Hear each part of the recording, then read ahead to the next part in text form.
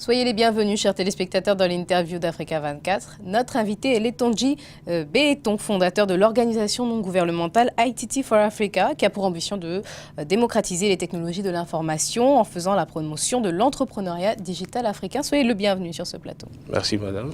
Vous avez devant vous plusieurs plaquettes qui vont servir de fil conducteur à cette émission, que vous allez devoir lire à haute voix avant d'y répondre. Commençons avec la première, s'il vous plaît.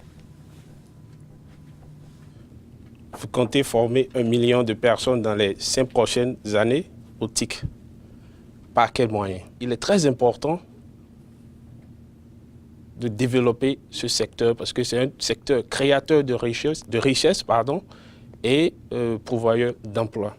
Donc aujourd'hui, nous, à ITT for Africa, on a décidé de lancer un programme d'informatisation et ce sera la plus grande initiative de formation en technologie de l'information et de la communication en Afrique au sud du Sahara. Mais est-ce que ce n'est pas trop ambitieux? Parce que 1 million de personnes dans les années à venir, en 5 ans, même si c'est en 5 ans, ça fait beaucoup quand même. Vous êtes une jeune ONG, vous avez quelques mois, vous êtes né en mai 2013. Comment comptez-vous vous y prendre?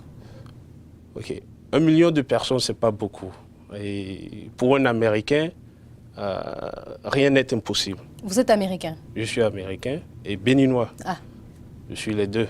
D'accord. Et donc, je crois que rien n'est impossible. Tout dépend de la stratégie. Okay? Et donc, 1 million de personnes, c'est au moins 10 pays. Au moins 8 pays de la zone UEMOA et au moins 2 pays de la zone CEMAC. Pourquoi ce déséquilibre? La zone UEMOA, parce que c'est beaucoup plus la zone que je connais le mieux. Et je crois qu'avec les relations que j'ai, la chose est beaucoup plus facile et plus rapide dans cette zone. Parce que lorsqu'on entend ITT for Africa en anglais, l'Afrique, on s'attend à ce que ce soit un peu équilibré entre les différentes zones. Mais non, vous privilégiez l'Afrique de l'Ouest. Bien sûr, ce sera équilibré. Ce sera équilibré au finish. Mais pour le moment, dans notre stratégie, il faut aller pas à pas. Et on pense que si on commence de cette façon dans une zone qu'on connaît assez mieux, ça peut nous permettre de vite accélérer le processus et atteindre les autres parties du continent. Comment ça va se passer concrètement? Bon, concrètement, on a 3 programmes phares dans notre projet qui est dénommé projet e-Africa. Il y a le projet e-Youth, le projet e-Teachers et le projet e-Jobs. Le projet e-Youth consiste à former 600 000 jeunes du primaire et du secondaire à l'usage des technologies de l'information et de la communication. Parce qu'aujourd'hui, on ne peut plus continuer à utiliser les mêmes méthodes et les mêmes pédagogies d'il y a 10 ans, 20 ans, 30 ans. Et vous estimez que c'est toujours le cas? C'est toujours le cas. C'est toujours le cas parce que beaucoup d'écoles quand même forment les élèves à l'informatique, malgré des moyens parfois réduits d'ailleurs. En termes de pourcentage, si on prend un pays comme le Bénin, je suis sûr que c'est peut-être moins de 5%. Et donc vous voulez former 600 000 jeunes? On veut former 600 000 jeunes dans ces pays, dans au moins 10 pays. Et donc, on va former environ 60 000 jeunes par pays. Et donc, ça se fera à travers des centres qu'on appelle les Information Technology Training Hubs. Et donc, c'est des centres... Est-ce que ce n'est pas trop complexe pour des pays francophones, par exemple, toutes ces appellations anglophones, ces terminologies anglophones? Non, en fait, ce n'est pas trop compliqué. Dans la mesure où, aujourd'hui, si vous allez sur Internet, vous voulez faire des recherches dans l'éthique, la plupart des documentations sont en anglais. Vous planifiez les ITT Hubs, qui deviendront des centres de formation à travers les villes et villages dans plusieurs pays. C'est un beau projet, mais est-ce que c'est réaliste? Vous parlez de villages. Certains villages n'ont même pas accès à l'électricité et vous voulez aller y développer les nouvelles technologies? Aujourd'hui, le monde a beaucoup changé. Il y a le solaire. Okay. À ITT, nous avons conçu des modèles de formation qui tiennent compte de tous ces facteurs dont vous venez de parler. Aujourd'hui, on peut construire des centres de formation technologique, les alimenter au solaire, même s'il n'y a pas l'énergie électrique. Et donc, c'est un peu ce qu'on est en train de faire. On prend un exemple, vous allez aller dans un village qui n'a peut-être pas accès à l'électricité, vous allez construire un centre de formation, donc avec l'énergie solaire, vous allez pouvoir avoir de l'électricité, vous allez apporter les ordinateurs pour former ces villageois-là à Internet, ces villageois qui n'auront pas accès à l'électricité chez eux, par exemple. Bien sûr, bien sûr. Et vous trouvez ça logique? C'est logique parce que je donne un exemple. ici au Bénin déjà, on a mis en place un centre et je crois que c'est l'un des centres les plus modernes, hein, le plus performant en termes d'équipement, en termes c'est un centre qui est aux normes internationales. Et donc, on y a mis beaucoup d'argent, environ 600 000 €. Et donc, s'il y a cette volonté et on y a mis de l'argent, je crois que rien n'est impossible. Et l'objectif, c'est de mettre au moins 10 centres au Bénin, c'est-à-dire dans au moins 10 chefs-lieux de département. Et maintenant, après ça, on attaque les communes. Donc 6 millions d'euros au total. Non, oui, à peu près. 6 millions d'euros. Vous allez les trouver où, ces 6 millions d'euros? On compte beaucoup sur les institutions, les bonnes volontés, parce que si personnellement, j'ai investi mes ressources dans ça, c'est parce que j'y crois. Et donc, je crois que tous les Africains doivent aider leur pays et leur continent afin de réduire la pauvreté. Aujourd'hui, les TIC représentent un secteur pourvoyeur de richesse et c'est un secteur qui va permettre à beaucoup de jeunes Africains de rejoindre la classe moyenne. Et donc, je crois que les bonnes volontés, les institutions doivent investir énormément, les États aussi. Vous avez fait appel, par exemple, au gouvernement, à l'État béninois pour ce centre de formation-là? Je crois que j'essaie de parler à certaines personnes. Et je crois qu'il y a un travail à faire à ce niveau parce qu'il faut d'abord que les décideurs politiques comprennent l'importance du numérique. Vous n'avez pas réussi à leur faire comprendre cette importance à travers ce projet? Vous avez dit que c'était une réussite. Vous savez, au niveau national, il y a plusieurs priorités.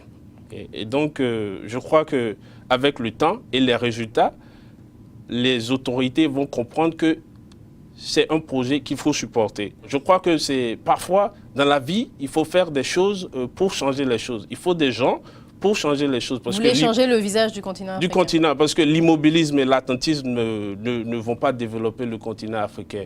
Et aujourd'hui, la plupart des leaders doivent comprendre que la façon traditionnelle de voir le développement n'a pas marché. La quête suivante, s'il vous plaît. Merci. L'Afrique se modernisera grâce aux TIC et connaîtra une croissance économique rapide. C'est ce que vous pensez, c'est ce qui est inscrit sur votre site internet. Mais les taux de croissance sont déjà élevés dans certains pays et cela ne garantit pas forcément un développement, une hausse du niveau de vie de la population. Alors de quoi parlez-vous exactement?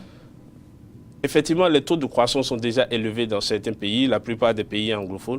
Mais pour que l'Afrique sorte de la pauvreté, il faut que ces taux de croissance soient doublés. Okay? Ça veut dire quoi? Vous avez des pays qui ont déjà un taux de croissance à 2 chiffres, ce que l'on planifie pour certains pays d'Afrique de l'Ouest d'ailleurs pour 2014. Vous prévoyez des taux de croissance de l'ordre de 20% par exemple?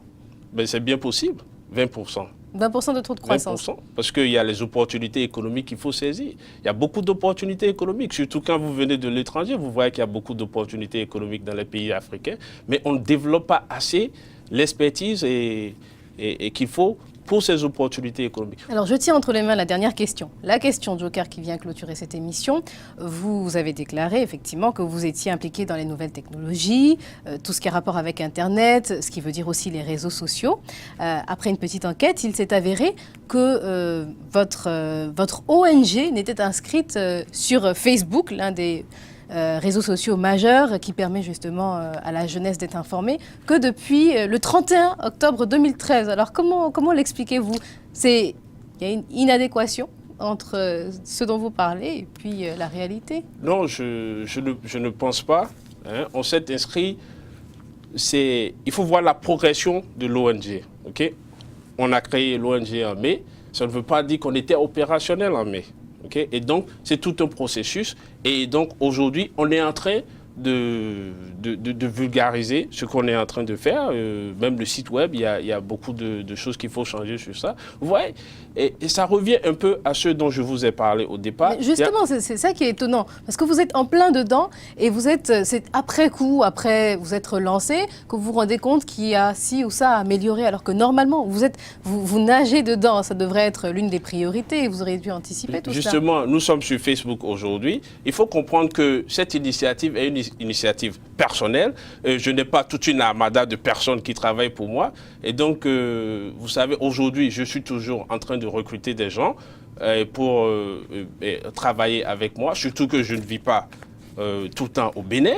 Et donc, c'est maintenant que je passe beaucoup plus de temps ici. Et donc, on est en train de faire ce travail. Parce qu'il faut attirer les jeunes, il faut les sensibiliser, il faut créer un réseau autour de vous. Justement, on est en train de faire ce travail, dans la mesure où, comme je vous l'ai dit, tout est une question non seulement de moyens, mais aussi de gens capables de travailler avec vous. Il faut des gens pour travailler avec moi. Ça revient au problème dont je vous ai parlé tantôt. Parfois, il y a la compétence. Et donc, on ne peut pas... Parfois, vous cherchez des compétences que vous ne trouvez pas. Donc, il y a tous ces aspects qu'il ne faut pas négliger. Et donc vous allez devoir former les personnes qui vont venir vous aider par la suite. Bien sûr, parce qu'on ne veut pas travailler avec n'importe qui non plus, parce qu'on veut vraiment faire quelque chose de très bien. Vous voyez, quand quelqu'un investit 600 000 euros, il y a des personnes qui sont formées dans ce domaine tout de même. Justement, c'est ce que vous pensez. Justement, c'est parce que moi, j'ai vu qu'il y a un problème à ce niveau. Et je suis venu au Bénin plusieurs fois lors de missions quand j'étais fonctionnaire au Trésor américain. Et donc, j'ai remarqué qu'il y avait un problème. C'est pour ça que j'ai décidé d'investir dans ce domaine. Et donc, quand quelqu'un investit autant dans ce domaine, ce n'est pas pour son plaisir, mais justement, c'est vraiment parce que la personne y croit. Et donc, je pense que tout ça, c'est des détails. Et donc, tout ça, ça va prendre corps avec le temps. Merci à vous, Letonji Beeton. Vous êtes fondateur de l'organisation non gouvernementale ITT for Africa. Merci, Marie-Angèle. Et merci à vous, chers téléspectateurs. Restez sur Africa 24. À bientôt.